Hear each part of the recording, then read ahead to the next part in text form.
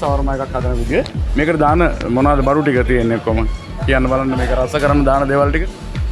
මේක mutton shawarma එකෙන් අපි මේකට මයනස් දානවා. ඊට පස්සේ අපි ටොමැටෝස් දානවා. ඒ වගේ ඔනියන් දානවා. ඊට පස්සේ කැප්සිකම් දානවා. ඒක ජර්කින් දානවා එකට. අන්තිමට ටොමැටෝ සෝස් එක දානවා. මේක තමයි මටන් සවර්මා එකක් ලස්සන වෙන්නේ, හැඩ වෙන්නේ, හැදෙන්නේ. රහ බලන්න මම හැමදාම කියන වගේ පස් ලීස් එකට එන්න ඕනේ. රයිට්. මෙහෙම තමයි අන්තිම ෆයිනල් ප්‍රොඩක්ෂන් එක.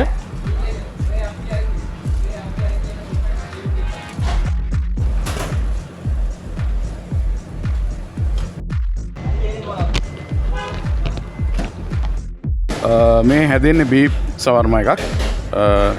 අපි බලමු කොහොමද කලින් සවර්මා එකට දැම්මෙම දේවල් ටික තමයි මේකට දැමෙන්නේ.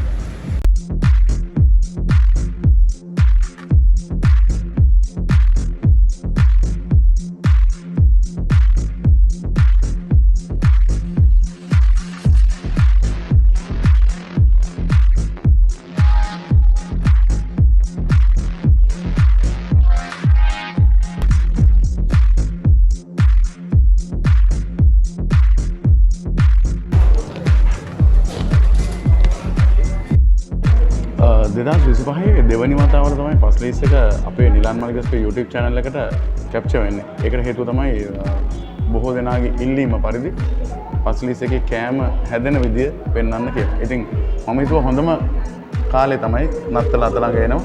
2026 ළඟ එනවා.